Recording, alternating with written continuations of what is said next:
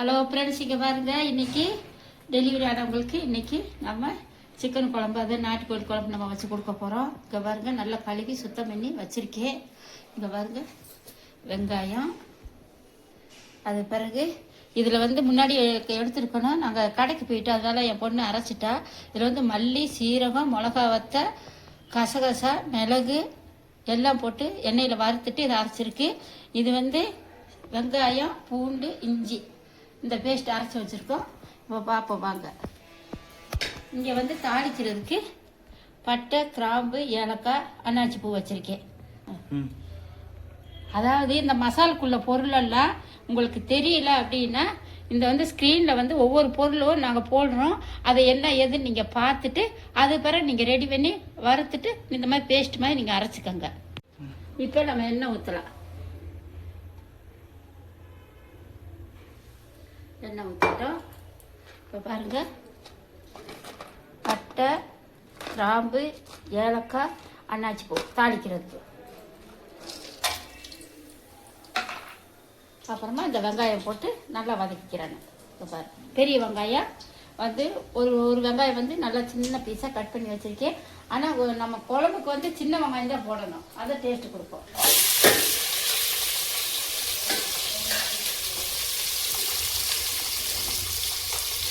நல்லா கொஞ்ச நேரமாக நல்லா வதக்கிக்கணும்.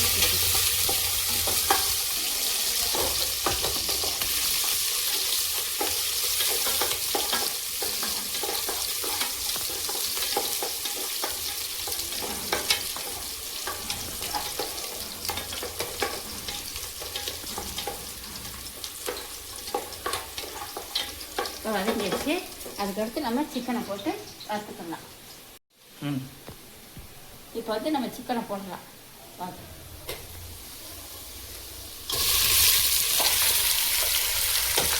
வலிக்கு இந்த மாதிரி ஜல்லடையில் வடிகட்டி வச்சுக்கோங்க. அப்போ தான் தண்ணியெல்லாம் வடிஞ்சு வரும்.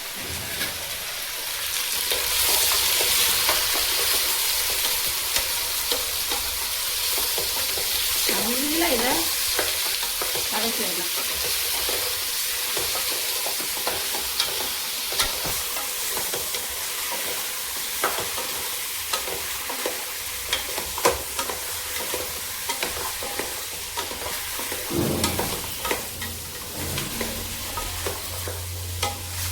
இந்த எண்ணெயை நல்லா போட்டு நல்லா கிராம்பு, பட்டை, ஏலக்காய், அன்னாச்சி பூ இதெல்லாம் போட்டுருக்கு. வாசனைக்குள்ளே பொருள் நல்லா வதக்கிட்டு நம்ம அது பிறகு மசாலா வச்சுக்கலாம்.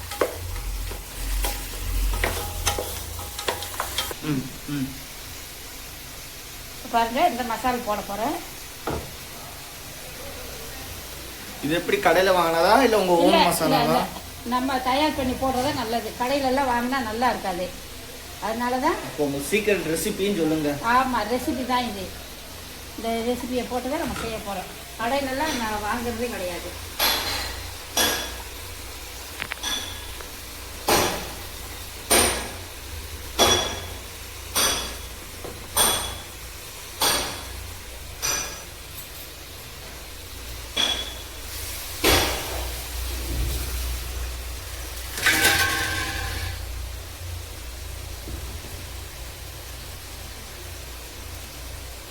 இந்த மசாலா போட்டுருக்கு. ஃபஸ்ட்டு இந்த மசாலா போட்டு நல்லா வதக்கிக்கிறணும். இதில் வந்து மிளகு, சீரகம், மல்லி, கசகசா, சோம்பு, பட்டை, கிராம்பு, மிளகா வத்தை எல்லாம் இருக்குது. இதை ஃபஸ்ட்டு வதக்கிக்கிறணும்.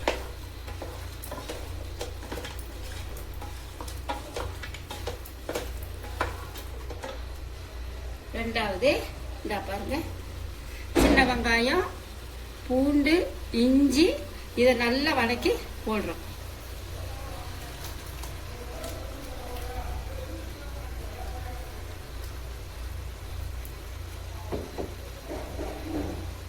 இப்போ இதையும் சேர்ந்து நல்லா கலவையாக நல்லா கலக்கிக்கிறேன்னா நல்லா வதக்கி விடணும்.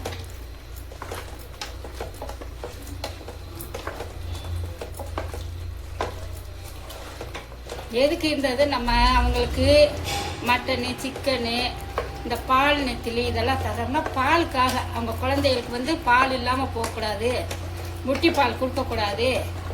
அதனால இதை நம்ம இந்த மாதிரி செஞ்சு கொடுத்தோம்னா அவங்களுக்கு பால் நல்லா நிறையா இருக்கும். குழந்தைகளும் வயிறார நல்லா குடிச்சு நல்லா இருப்பாங்க. அதுக்கு தான் இது.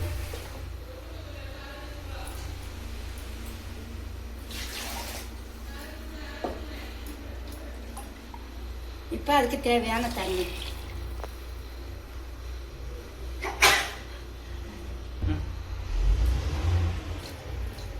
ஃபுல்லாமே இந்த மசாலா தண்ணி தான். இதெல்லாம் மசாலா தண்ணி தான் நம்ம வச்சிருக்கிறது. ஊற்றுனதும் மசாலா தண்ணி தான். ஆனால் கொஞ்சம் தண்ணியாக வைக்கணும் நீங்கள்.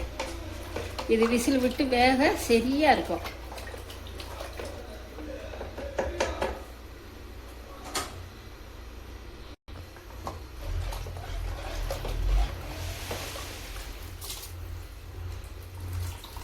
அதில் கொஞ்சம் கெட்டியாக இருக்குது. ஆனால் இன்னும் கொஞ்சம் தண்ணி ஊற்றணும். பாருங்களா, இப்படி மோந்து ஊற்றினோம்னா தண்ணியாக இருக்கணும். அப்போ குக்கரில் 4-5 விசில் விடும்போது தண்ணியெல்லாம் வற்றி குழம்பு நல்லா எண்ணெய் பிரிஞ்சு கெட்டியாக கொஞ்சம் ஓரளவுக்கு நல்லா இருக்கும். இப்போ நம்ம உப்பு போட்டுக்கலாம். அரை உப்பு போடுங்க. தண்ணி வத்த வத்த கரெக்டாக இருக்கும். உப்பு நிறைய போட்டுறக்கூடாது. இவ்வளோ போட்டால் போதும். இந்த பாருங்க.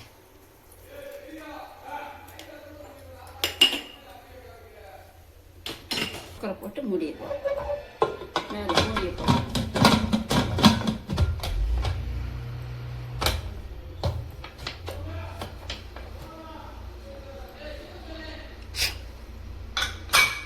தள்ளி வைங்க. ஓகே, இப்போ எத்தனை விசில் வந்து அப்புறம் இறக்கணும்? இது 4 விசில் 5 விசில் விடணும். 5 விசில். அப்போதான் இது குழம்பு நல்லா இருக்கும். கறி நல்லா வெந்திருக்கும், சாப்பிட்டா இருக்கும். அவங்க சாப்பிட்றதுக்கு நல்லா இருக்கும். 2 விசில் இறக்கணும்னா கறி வெந்திருக்காது, சாப்பிட முடியாது. அதனால 4 விசில் 5 விசில் விடணும். விட்டாதே குழம்பு நல்லா இருக்கும்.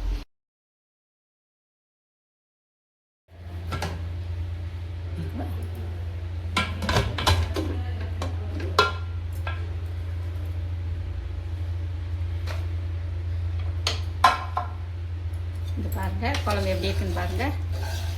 அப்படியே கொஞ்சம் நிறைய இது வரைக்கும் தண்ணி வச்சேன், அப்படியே இதாகிடுச்சு. இந்த அளவுக்கு இருக்கணும். அப்போ தான் இதில் அவங்க நல்லெண்ணெய் ஊற்றி குடிக்க முடியும். கெட்டியாக இருந்தால் இந்த குழம்பு வந்து குடிக்க முடியாது. அதனால் இந்த ஸ்டேஜுக்கு இருந்தால் தான் அவங்க கிண்ணத்தில் ஊற்றி நல்லா குடிக்கிறதுக்கு நல்லாயிருக்கும். இந்த மாதிரி வச்சு கொடுங்க, நல்லாயிருக்கும். டெலிவரி ஆனவங்களுக்கு நல்லா கறி வந்துடுச்சு. அதாவது நார்மலாக சாப்பிட்றவங்களுக்கு வந்து நம்ம சட்டியில் வச்சுக்கலாம்.